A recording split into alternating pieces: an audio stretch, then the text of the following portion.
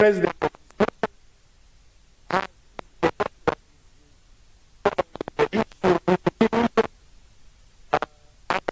that he is also one of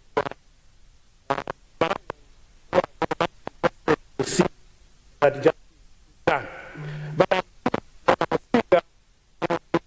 interest of Malawians that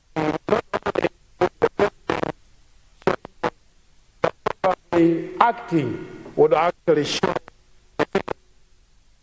people who those must be taken to book. Probably firing them would show seriousness by the president, because that would signal the commitment and the trust that is there between the general public and the leadership. I therefore, Honorable Speaker, think that some of the people mentioned should be fired. And some of them, Honorable Speaker, are here. In this house. In this house. And the budget is a law that is to be implemented on trust. How do we trust such people, Honorable Speaker, if this is not addressed? We really stand by and with Malawians, and I hope the state president has demonstrated that kind of seriousness. Let them be fired or suspended. Honorable Speaker.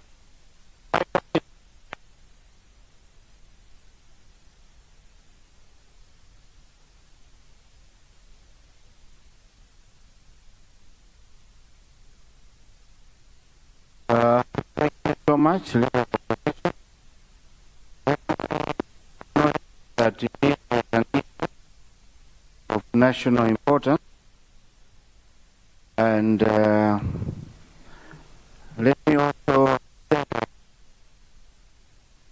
for Parliament, if it wasn't for a committee, maybe Malawians wouldn't know what they know today. So I understand the importance of this issue, and I have full trust in our public accounts committee. As your speaker, I want you to be rest assured I'm in close contact with the chair and keenly following it up. I think it's best we give them time. They are still interrogating, they're still investigating. Definitely they will produce a report, but they are being given all the necessary support from my office to see the end of this inquiry. So be rest assured, we don't want to come out with half-baked investigation. Let the committee continue their good work, complete their work, and they will give a report to this House, which you will also have in your hands. I hope that satisfies you, Leader of Opposition. Yes, Opposition Whip. Thank you very much, Right Honourable Speaker, and good afternoon. Right Honourable Speaker, since we met a few weeks ago, a dark cloud befell us as a House.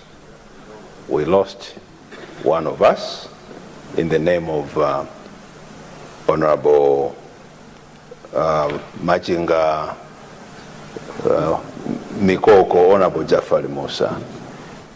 It is not only guided by our spirit, but also tradition, that while we are appreciating the leadership that you gave in mourning our departed brother, I believe it was an oversight on the table that they did not remind you that we honor the spirit of our departed brother by way of the tradition that you always guide us through. So I would like to submit, with your indulgence, that you lead us in honoring that soul of our departed brother as we usually do. Thank you very much, Speaker. Thank you, Opposition Whip, for actually reminding the table clerks that should have been the first thing to do. Honourable members, let me ask you to rise, that we observe 1 minute silence in honor of our brother, Honorable Jafari Musa, who passed away.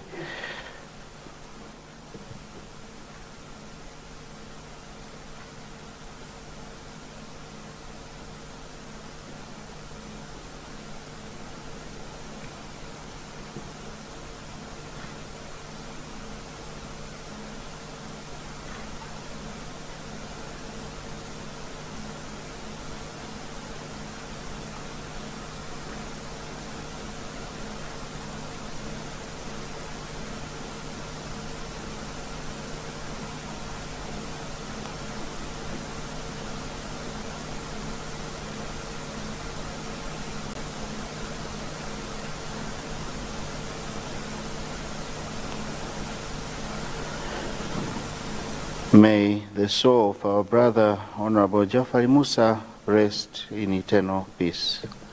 Amen. Let us sit.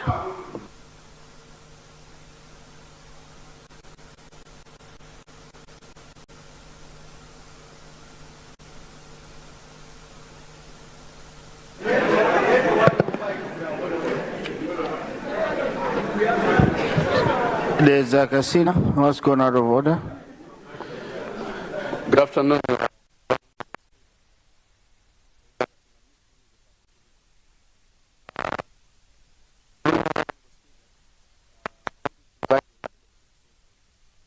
Communication that indeed people of the Zakasina has also full trust with the public appointments, public accounts committee, and the good work which they are doing on the inquiry.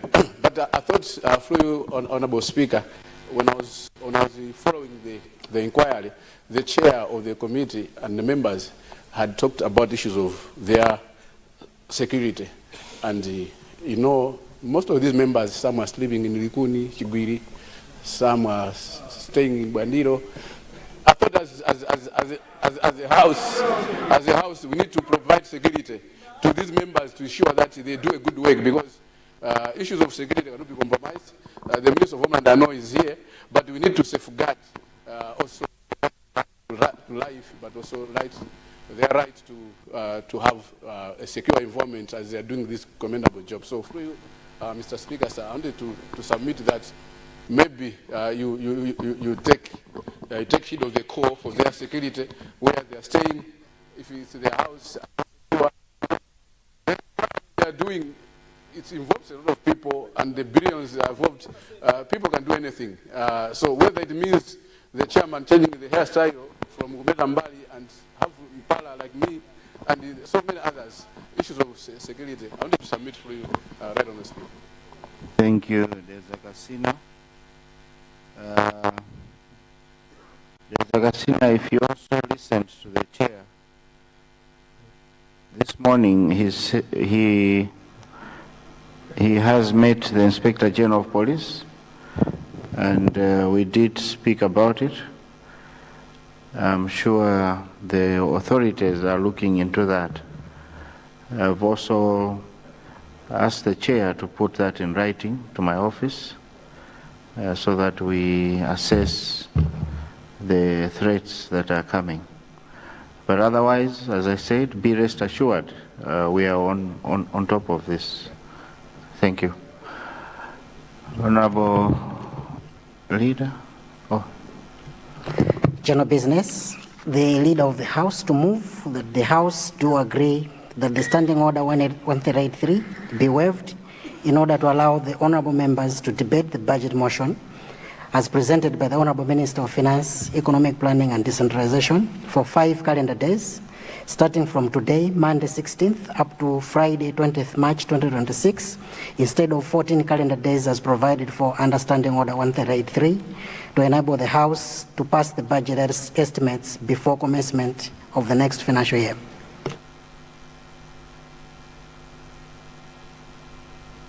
Leader of the House. Right, Honorable Speaker. Before I move the motion, I wanted to welcome back into plenary all honorable members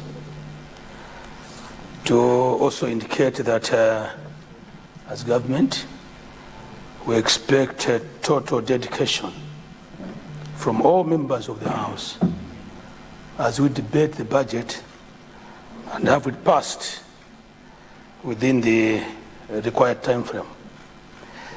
That said, Right Honorable Speaker, I beg to move that the House do agree that Standing Order 138 subsection 3 be waived in order to allow honorable members to debate the budget motion as presented by the Honorable Minister of Finance, economic planning and decentralization for 5 calendar days starting from today, Monday, 16th up to Friday, 20th March 2026, instead of the 14 days, the 14 calendar days as provided for under Standing Order 1383, to enable the House to pass the budget estimates before commencement of the next financial year. Right Honorable Speaker, sir, I beg to move. Thank you, Leader of the House. Honorable members, I now put the question of the House. Those of that opinion say aye. Those of the contrary opinion say no. The ayes have it and the motion is carried. Government business, budget motion.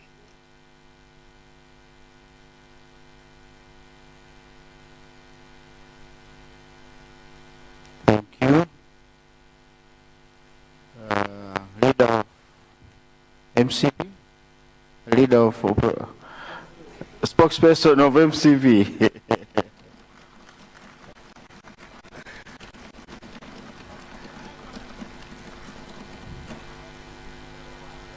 I thought Honorable would have said amen. Please proceed.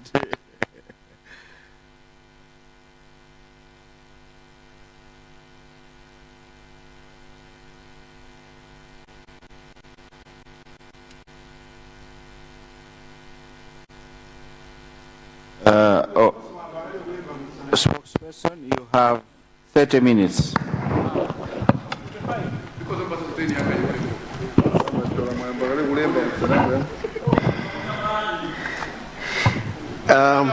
Thank you so much, Right Honorable Speaker. Mr. Speaker, I feel greatly privileged this afternoon to respond to the 2026-2027 budget ably presented by the Honorable Minister of Finance, Economic Planning and Decentralization, the man I esteem and sincerely congratulate on his appointment as our Chancellor of Exchequer. Mr. Speaker, sir, I humbly carry out this responsibility on behalf of the mighty Maui Congress Party, the founding party of our nation, and I do this with immense gratitude to His Excellency Dr. Lazarus Maikathe Chakwera, the President of our party and the 6th President of our nation, for appointing me, among many other capable colleagues, as the party spokesperson on finance, economic planning, and decentralization. I also feel greatly indebted to the Right Honorable Leader of Opposition for his trust and confidence in me. Mr. Speaker, sir, I must acknowledge the fact that the responsibility that I have this afternoon is quite heavy. Heavy in the sense that I will be speaking for the party that was recently in power. And I remember when the current Minister of Finance stood on this podium, I think in 2020, as finance spokesperson of the then main opposition DPP, and responded to Honorable Musu's first budget. The sentiments from us who were in the government backbenches then were, you should have done what you are talking about. It is very normal, Mr. Speaker, sir, if others would have the same sentiments this afternoon. However, Mr. Speaker, sir, I believe that our benchmark as a nation must never be yesterday's performance. Our benchmark must be our potential as a country. Mr. Speaker, sir, trend analysis of the macroeconomic fundamentals revealed that the indicators began to head south from 2019-2020 fiscal year.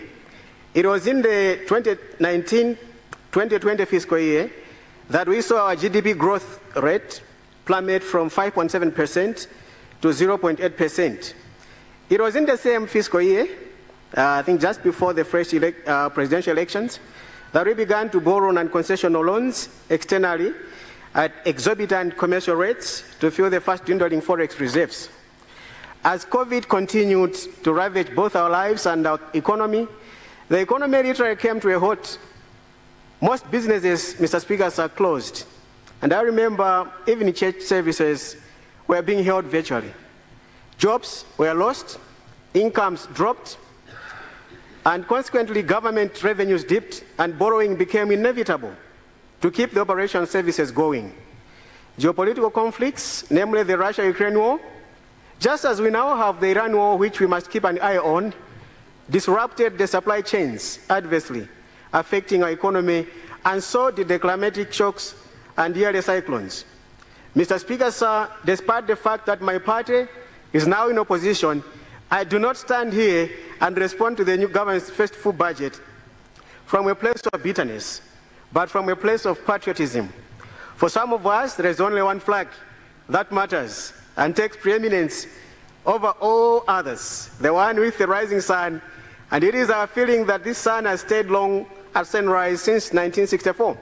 It's high time it moved on to a greater and brighter day. We must therefore begin to have an honest conversation about our economic trajectory of our country, because as long as GDP growth rate remains below 6%, we should forget about graduating into a middle-income country. So we will commend the leadership where they are doing well with sincerity. We will also constructively criticize where we need to do better as an economy from a place of patriotism, and we will give recommendations as compatriots hoping for a better future as we move towards 2063. Mr. Speaker, sir, let me begin by acknowledging that Malawi stands at a critical economic juncture. Our country remains in a phase of macroeconomic instability characterized by high inflation, exchange rate pressures, food insecurity, and an unsustainable public debt.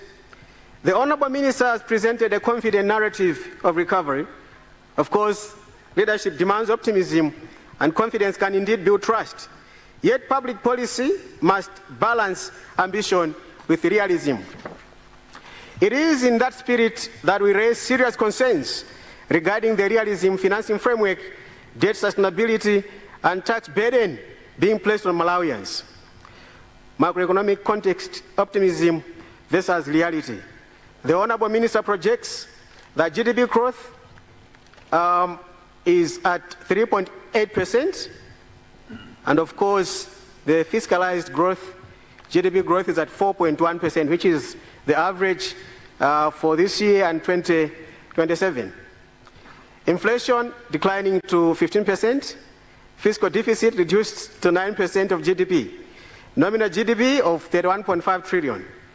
However, the current macroeconomic landscape suggests caution.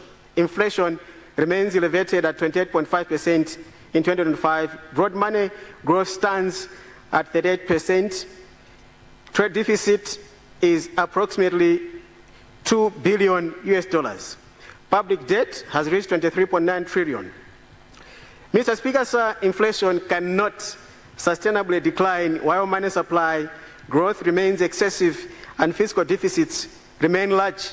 Stability cannot be projected without addressing structural imbalances in fiscal operations, monetary expansion, and external sector. Overall assessment. Mr. Speaker, sir, this budget is bold in numbers, but fragile in financing. It rests on aggressive revenue assumptions, optimistic grant inflows, continued heavy domestic borrowing, high interest payments. The external sector remains the binding constraint. Without sustained export growth, the current account deficit will persist. Exchange rate pressure will continue. Inflation will remain vulnerable. Monetary policy will stay tight. Growth recovery will be fragile. Exchange rate pressure will persist, and yet devaluing the currency without fiscal discipline has historically undermined stability. Exchange rate reforms must therefore be accompanied by fiscal restraint. Appropriate policy sequencing is very critical in this case. We, however, take note, Mr. Speaker, sir, of the commendable efforts that the Honorable Minister of Finance, Economic Planning and Decentralization is taking, particularly on fiscal consolidation, trying to reduce the fiscal deficit, and attempts on debt restructuring, fiscal discipline and austerity measures. We want to commend him from this side. And you know, Mr. Speaker, when the commendation comes from this left side of the aisle, you know that the commendation is out of sincerity. We want to sincerely commend him. Overly ambitious revenue projections. Mr. Speaker, sir, government project revenue and grants of 8.1 trillion, representing 48.8% increase. Domestic revenue alone is projected to rise by 44%. We must ask, is the economy growing at 44%? Has productivity surged at comparable rates? If not, such revenue growth can only come from aggressive taxation or exceptional administrative efficiency, yet proposed measures rely heavily on VAT adjustments, pay increases, transaction levies, and high user fees. This amounts to increased tax pressure on an already strained economy where households face high food prices, high borrowing costs, and declining real incomes. Such strategy risks suffocating private sector recovery. Rising dependence on grants. Mr. Speaker, sir, grants are projected to increase by 70% to 1.6 trillion. Yet global official development assistance is tightening, and Malawi remains in debt distress. If disbursements fall short, the financing gap widens. Domestic borrowing increases, monetary accommodation pressures intensify, exchange rate and inflation risks rise. The realism of these grant projections must therefore be scrutinized. Heavy reliance on domestic borrowing. The projected deficit stands at 2.8 trillion, 9% of the GDP, with limited concession external financing. Most of this deficit will be financed domestically. Interest payments alone amount to 2.7 trillion, nearly equal to the deficit. Statutory expenditure absorbs 80 to 90% of domestic revenue. This implies we are largely borrowing to service borrowing. This is not fiscal consolidation, it is a debt spiral. Expenditures structure, consumption over transformation. Mr. Speaker, sir, total expenditure is at 10.9 trillion, dominated by debt interest at 2.7 trillion, wages 1.9 trillion, and pensions and gratuities 296 billion. While development expenditure has risen to 30.9%, which is commendable, a significant share is foreign finance. Delays in disbursements could stall projects and perpetuate instability. Linking the budget to the external sector. Mr. Speaker, sir, this budget must be assessed against Malawi's external constraints. Recent realities include trade deficit of $2 billion US. Historically, low import cover, kwacha depreciation due to excess forex demand and broad money growth at 38%. The critical question is, does this budget materially improve the foreign exchange position? At present, Mr. Speaker, sir, the answer is uncertain. Automatic pricing mechanism, otherwise known as APM. The resuscitated APM ensures transparency and fiscal prudence. However, in an import-dependent economy, which is structurally weak, currency exchange rate changes are largely unidirectional, meaning that we tend to depreciate the currency. This feeds into fuel prices. Fuel prices transmit into transport and food inflation.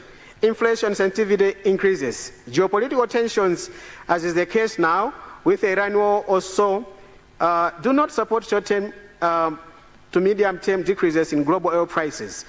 The price stabilization fund could be in negatives. This means that we should ordinarily expect an ending upward adjustment to fuel prices. Without structural external reforms, the APM will often result in upward price adjustments. Achieving 15% inflation under such conditions appears extremely ambitious. Mining and export prospects.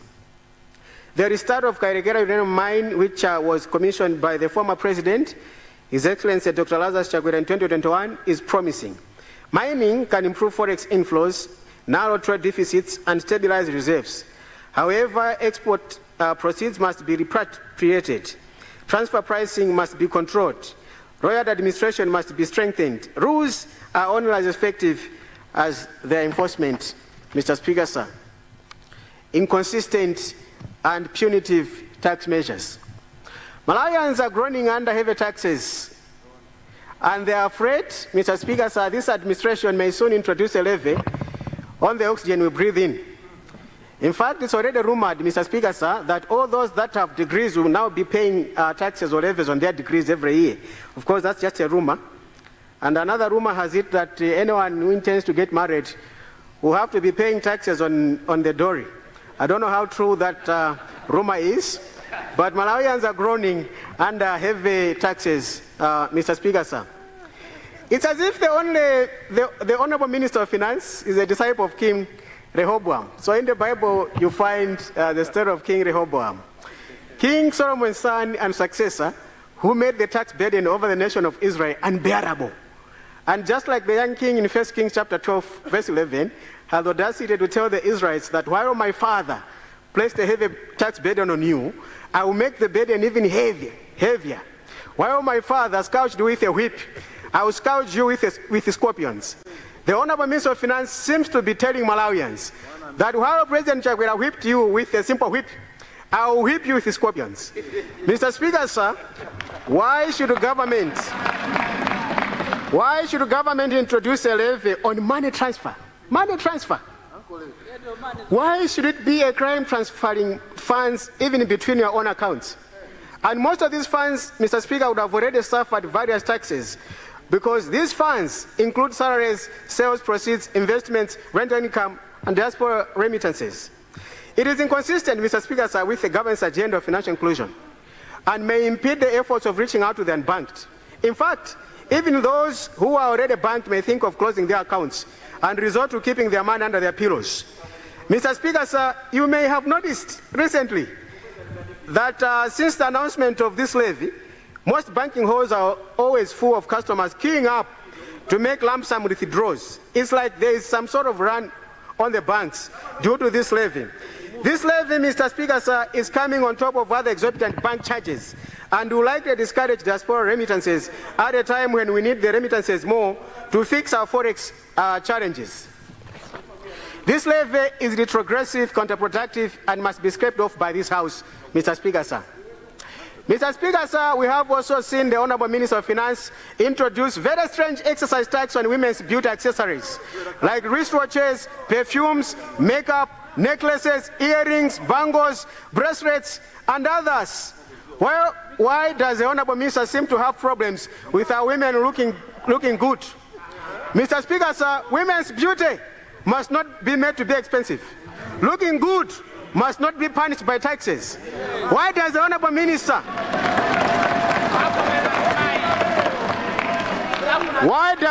Minister seem to be allergic to women's beauty?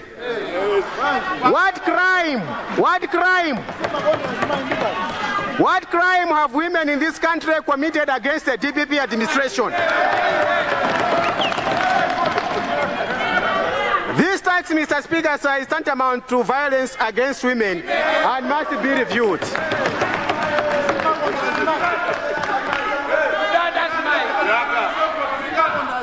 Mr. Speaker, sir, the other retrogressive tax proposed in this budget is excise tax on hybrid vehicles. This, Mr. Speaker, sir, does not make sense at all at a time when the country is struggling forex for fuel importation. We all know, Mr. Speaker, sir, that fuel importation eats up a chunk of meager forex reserves.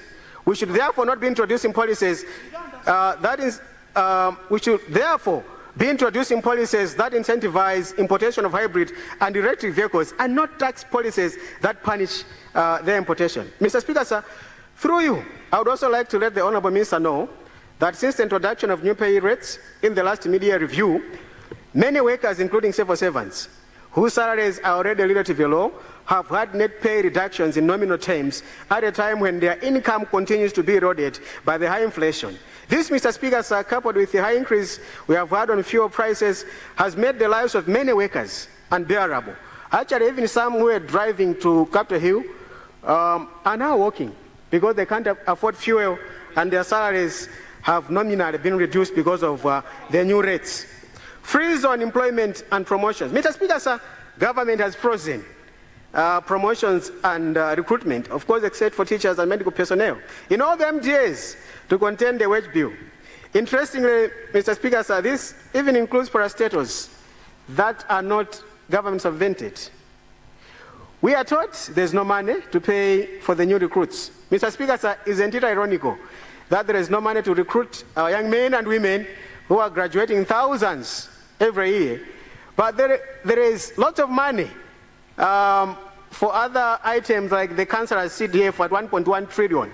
How much does a new recruit get? On average, 500,000. 10,000 of them, Mr. Speaker, sir, in a year would cost about just 60 billion. How much is that compared to these other items? So it's not a question of raising more resources for the moment that would widen the fiscal deficit. No, it is a matter of apportionment of fiscal resources within the fiscal envelope. It is a matter of prioritizing in resource allocation. This simply means, Mr. Speaker, sir, that the administration does not prioritize the welfare of the youth, which is very concerning. Mr. Speaker, sir, isn't it paradoxical that government says it has introduced free secondary education with the aim of encouraging youth to go to school, and the same government freezes employment in all the MDAs?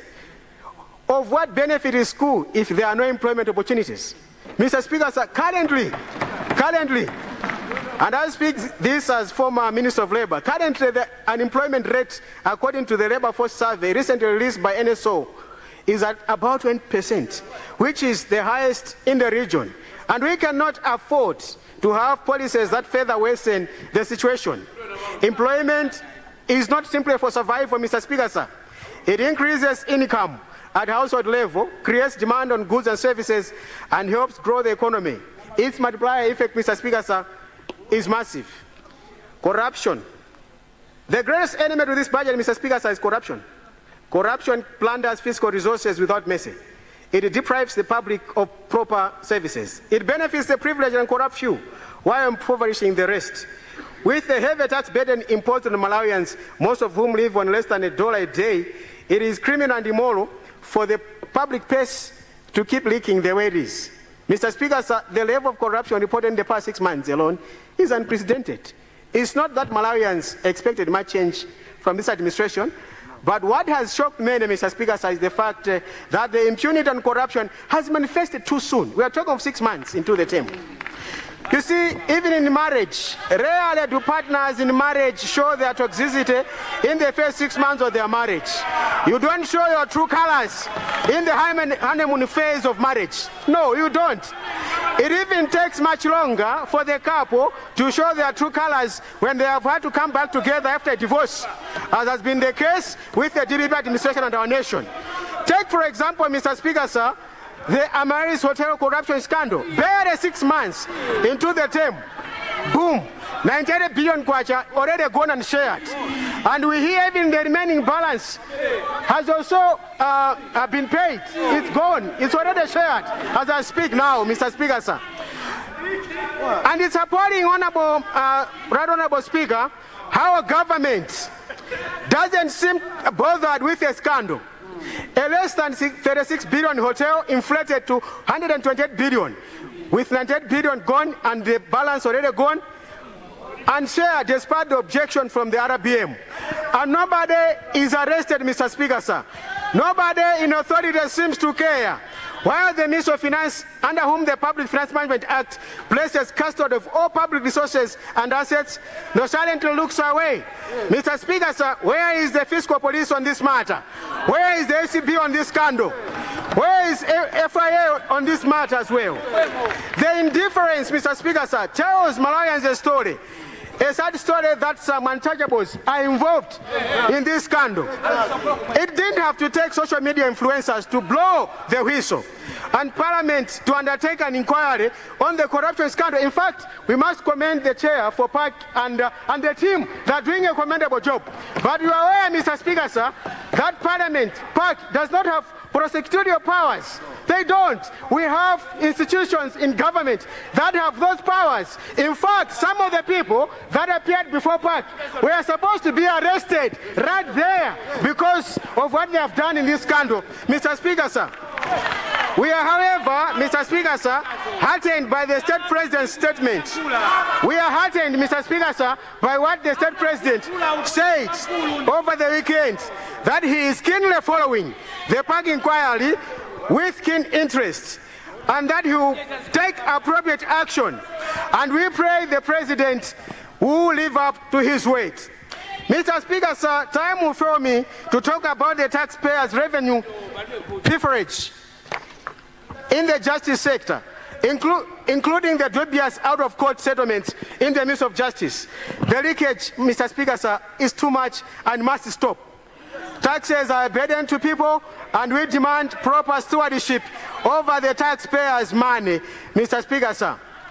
You see, if government institutions continue to be quiet, there will come a time that Malawians, especially this generation, is going to take the law into their own hands.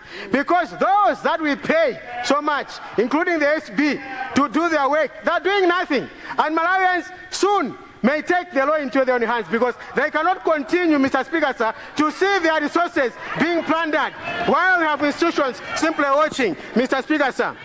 Recommendations, Mr. Speaker, sir. We need reforms to ensure food security.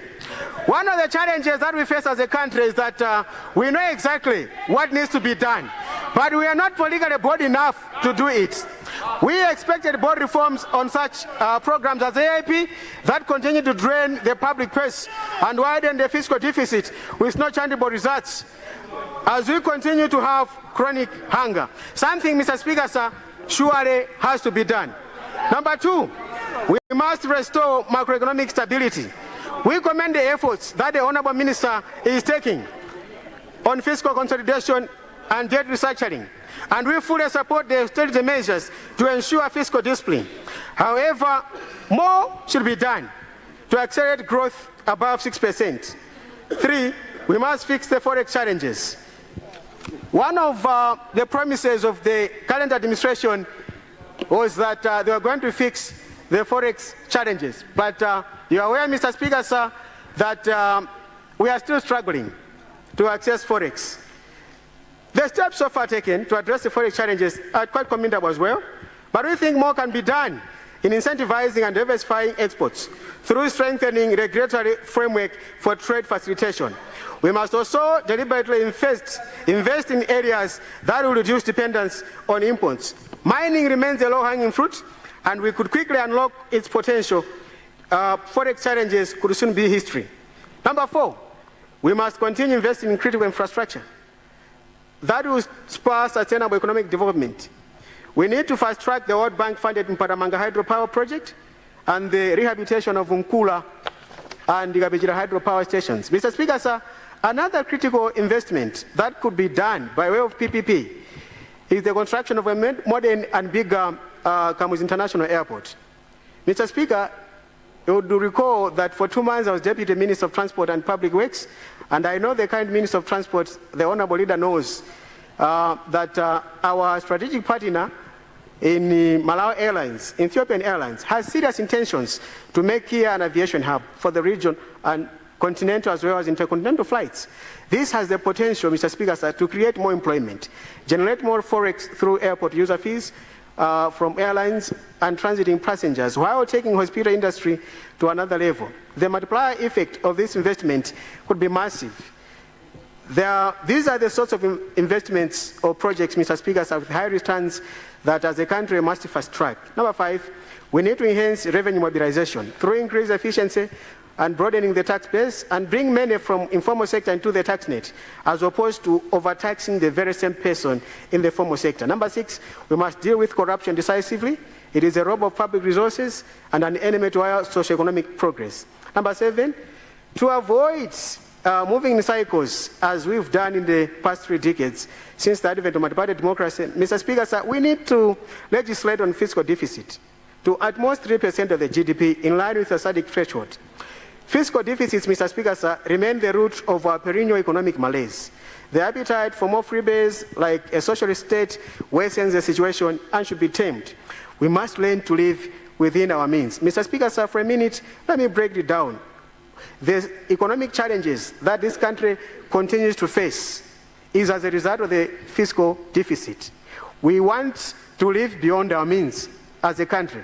Even at household level, if you want to be living beyond your levels of income, you get into debt trap. It is actually our thinking, Mr. Speaker, sir, that we need to legislate on fiscal deficit, because the debt levels that we have now are the same as the levels that we had in the 2000s. Until in 2005, when multilateral donors, forgave our debt, we were, I think, in 2006 around 20% of our GDP, and then we began to grow. I think I remember in 2007 we grew by about 9%, the subsequent year 8%, 10%, until we began to accumulate the debt again. And by 2019, it was about 60-something% of the GDP. So, Mr. Speaker, sir, we need to legislate on fiscal deficit, because fiscal deficit remains the root of the challenges that we have as a country. Because the deficits, basically what we are doing by approving deficit budget is we are telling the minister, go and borrow so that we live large, we live beyond our means. And what does borrowing do? Borrowing will actually affect the interest rates, will push inflation. That's what borrowing does, Mr. Speaker, sir. So we need to legislate on this. In conclusion, Mr. Speaker, sir, this budget success will not depend on expenditure allocations, but on whether Malawi can close the external financing gap, stabilize the exchange rate, rebuild forex reserves, contain money supply growth, and reduce inflation sustainably. Without resolving external imbalance, fiscal consolidation alone may not deliver stability. Mr. Speaker, sir, as I conclude, I want to remind the administration that this administration promised to deal with inflation. Today, non-food inflation continues to rise. I remember they used to move around with a bar of Nima soap in the rallies to show to those that attend the rallies. Today, that Nima, Mr. Speaker, is more expensive than it was 6 months ago. Just like other items like fuel. Mr. Speaker, sir, the administration promised to deal with corruption. But 6 months into the term, 98 billion is already gone in broad daylight. And those state institutions are too frozen to act. How much more will be stolen in the next 4.5 years? Simple proportion math, Mr. Speaker, sir, gives me close to $1 trillion that we must expect to be looted in the next 4.5 years. Mr. Speaker, sir, the administration promised to lessen the economic burden on the people. Today, life for many Malawians is much more miserable than it was 6 months ago. Mr. Speaker, sir, allow me to conclude with a proverb, a very common one. Mawa kumaliwopa popeza nthawi nkachani koti nthawi nkachitsiru. My Congress party supports this budget. Thank you very much.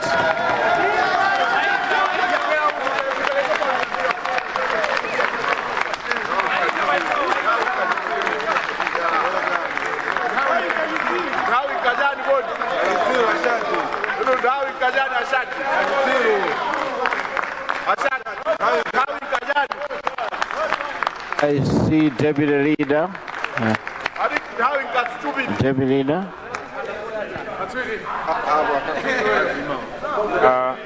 Good afternoon, Honorable Speaker.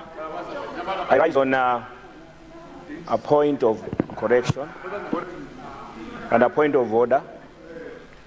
The Honorable Member who has just resumed his seat was misinforming the nation and disinforming the nation about, and he mentioned in his speech about 98 billion and the Marie's case. The case that is under public inquiry. Would want to say this. One, the matter is under public inquiry, and surely it is not right to bring it on the table in the House. Number two, Malawians should know the masterminder of the Amarellis deal. It is the government of Chakwera. It is Zamba. It is Zamba who masterminded this. And Zamba recruited Kizaso Nyilongo.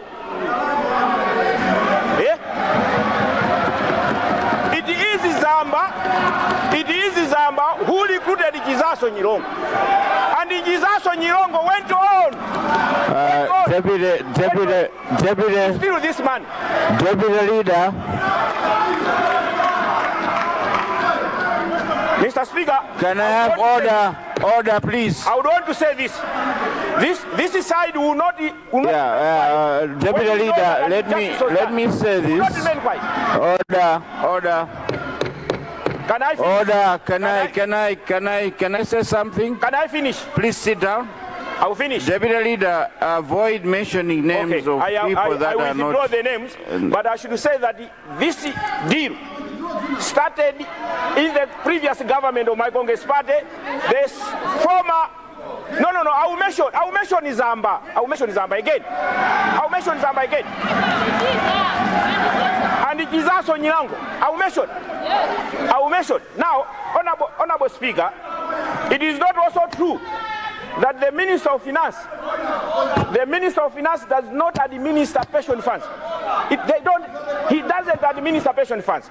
Pension funds, the former Minister of Finance is here, he can actually bear testimony. Pension funds are funds that are managed by fund managers. That money is with the banks. When they are paying, that money is not paid by the Minister of Finance. Now, to allege that the Minister of Finance is at the center of this, that is wrong. So, I want to finish like this. Chair Public Accounts, Kojakwera to come and testify.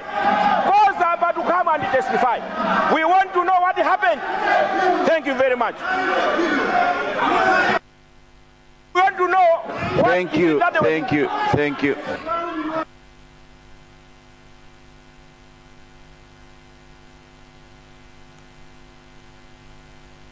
Honourable members, please let's take our seats. Leader, let me say one thing before you come in. Honourable members, as I said earlier, the issue of Amaryllis Hotel is being handled by our competent committee. I will not entertain any more discussions regarding Amaryllis Hotel in the chamber, and we will wait for the right time to bring that issue when the committee is done. Let us not preempt. What we are doing is totally wrong because we don't know what the committee will come up with and will recommend. So for now, let the committee do its job. Let's give them the support they need, and they will come out with a report. Thank you so much. Leader, I saw you standing.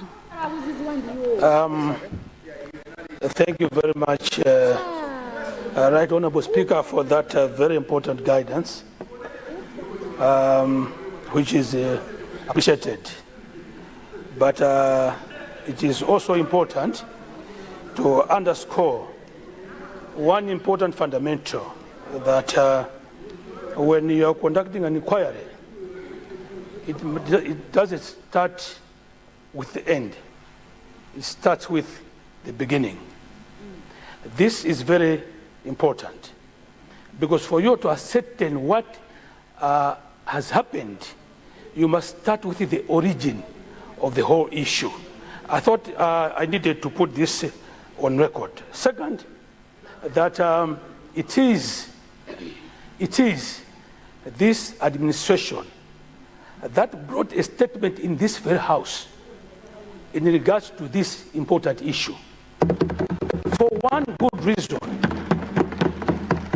transparency and accountability demands that the matter be brought to this house, and that's what we did. And I thought, ordinarily, that side of the house should have been very appreciative. That as a government, we came and brought this information, in the house for them to conduct an inquiry. So I thought I needed to set this straight. That said,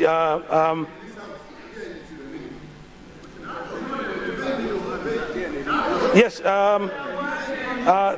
that said, I wanted to indicate one thing, that no one in this house has got the authority or the power to dictate to the president what he must do. the president has spoken, and I listened to the leader of the House, demanding that the president must act and fire individuals. Our president is a professor of law. He does things procedurally. That is why he said he was following this matter with keen interest. Coming from a learned man, we need to take that word seriously. And therefore, to attempt to influence the president to make decisions in a rush, that will not happen. This must be put on record. That will not happen. The president will act as and when he deems it fit. I wanted to put this on record in response to what the leader of the opposition had indicated. I submit, Honorable Speaker. Thank you, Leader. Before I come to you, Opposition Whip, I've seen the Honorable Minister of Education has been rising for some time now. Let me give him a chance. Thank you very much, Mr. Speaker.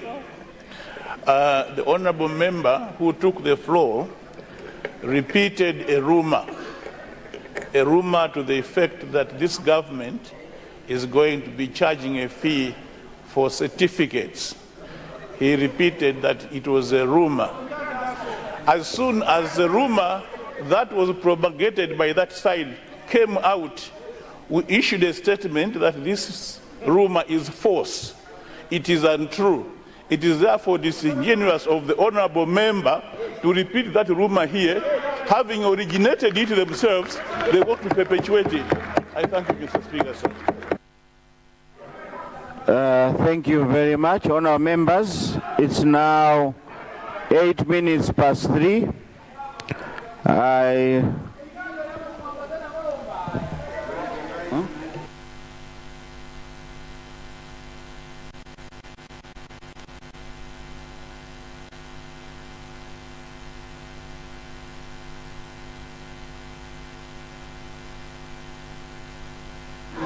Let me acknowledge, Opposition Whip.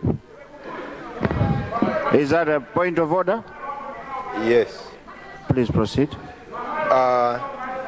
Thank you very much, Mr. Speaker, sir. Speaker,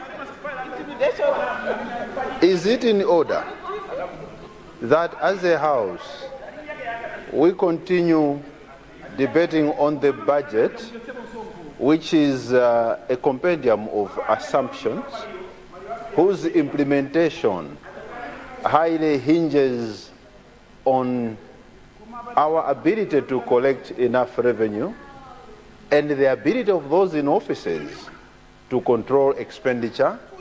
Both of these hinge on the credibility of the individuals that are charged with that responsibility.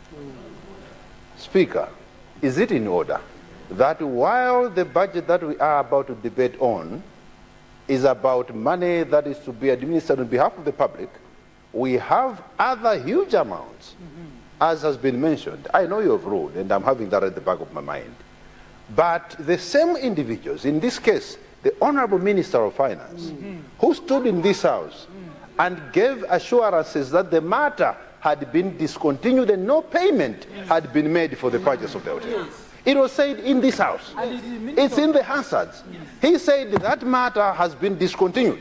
No payment has been made. It was this House that rose to say, no, Minister, a payment of over 90 billion has been made. Is it in order that we continue to debate a budget that is being entrusted with the same Minister of Finance who can come into this House and feed this House with lies that payments were not made when the matter was continuing?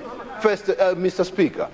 Secondly, is to request that the Public Accounts Committee should finalize this matter before we debate the budget.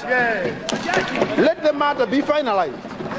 Let the Public Accounts Committee, that has already shown commitment that they can meet even 24/7 without resting. Can we as a House ride on the goodwill that you and the President have shown?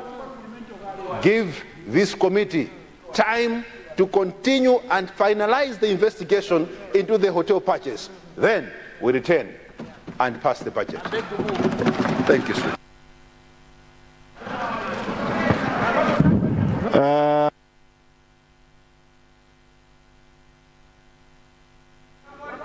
Zomba, Leader of the House. Right Honorable Speaker, it will not be in my interest There is no substance in him. to engage It's from Vegas. to engage any of my colleagues on that side over this matter. The one that invited the minister to bring a statement in this house was no other than myself. The minister did not, if my memory serves me right, indicate that money had not been paid. All I remember was that he had informed this house that if any money has been paid, it was going to be recalled. And the Reserve Bank wrote a letter to that effect, advising, guiding, directing the pension funds managers to ensure that the money that had been paid should be brought back to the funds. The two are not the same, they're different. To say that the money would be recalled and that has not been paid are two different. We may want to recall the Hansard. We're all here. But that is what the minister has said in this house. Simple.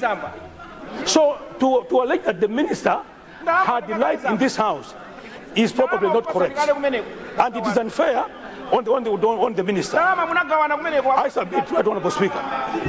Thank you. Thank you very much. Can I have order? Can I have order?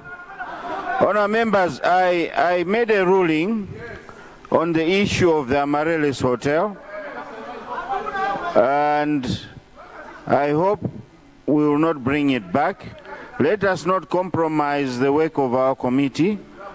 Some of the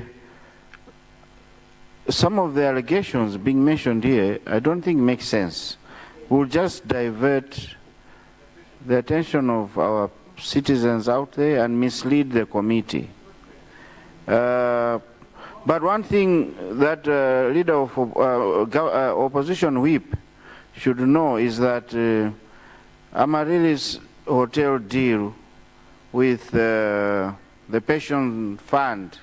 The pension funds, the leader of opposition sitting next to you should have whispered to you that is not administered by the Minister of Finance.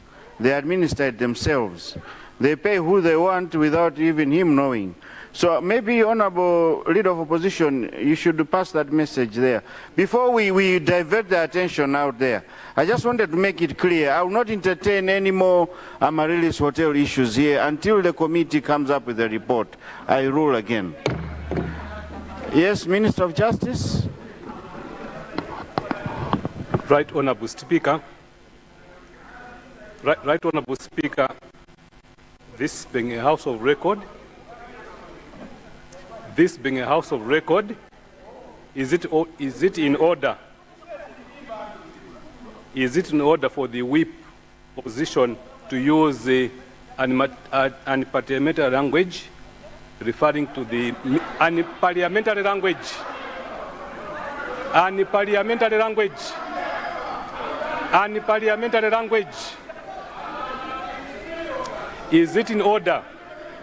Is it in order for the opposition whip to use language which is unparliamentary, referring to the Minister of Finance to have lied to this House? I thought it is not in order, and it should not be maintained on the Hansards.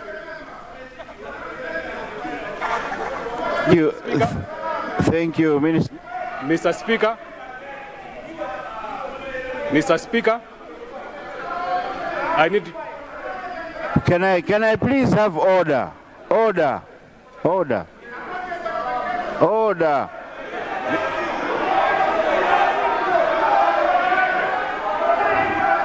Can I have order?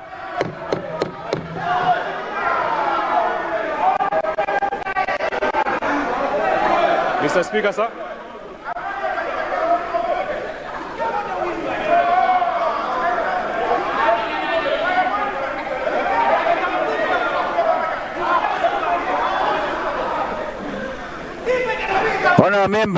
Honourable members, it's a Monday.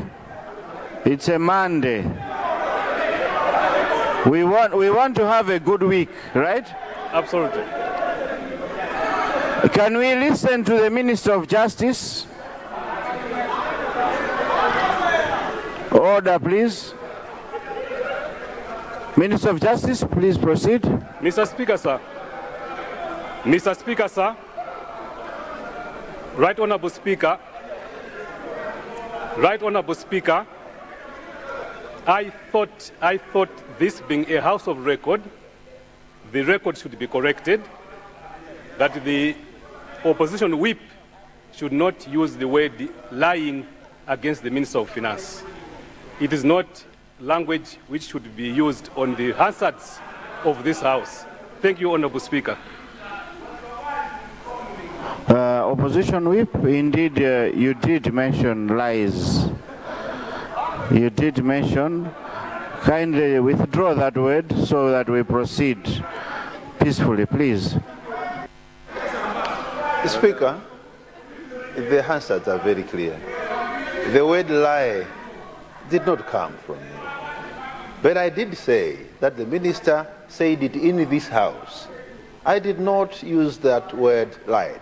But if it did come out to his hearing that what I said meant lying, then, Honourable Speaker, I withdraw that. Thank you very much, Whip. Yes, Mwanza Central. Thank you very much. Honourable members, can I have order? For the last time, I'm asking for order. For the last time, I'm asking for order. Yeah, thank you very much, Right Honourable Speaker.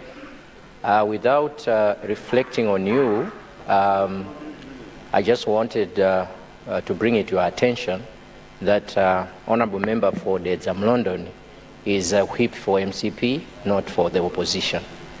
We have a whip for UTM, we have a whip for UDF. So I'm not reflecting you, Right Honourable Speaker, but I thought I needed just to bring it to your attention. Thank you. I have taken note of that, and thank you for that correction. Indeed, honourable members, we are now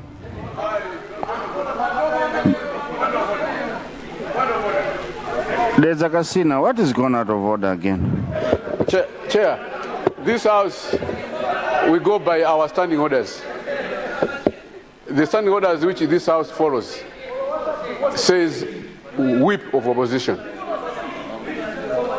If you go back in our standing orders, it is recognized as a whip of opposition, not the whip of political party. It's a whip of opposition.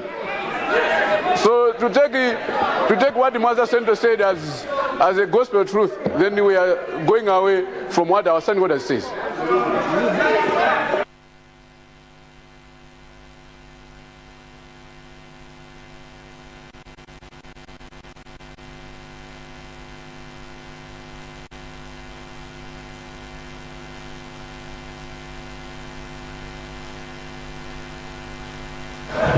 Yeah, there's a casino. If you can I have order.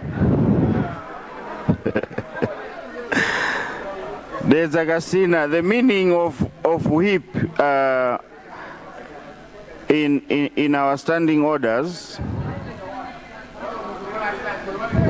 means, let me read it for you. Whip.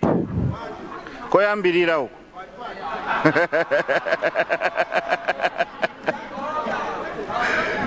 Page 10. Check page 10. Whip means a member appointed by the leadership of a party to look after the conduct of members in relation to business of assembly or committees. So indeed, he is a whip for MCP. Honourable members, we are going to break 9 minutes early because I want to give time to the chairperson of the Budget Committee to present his report, his committee report, once we get back from health break.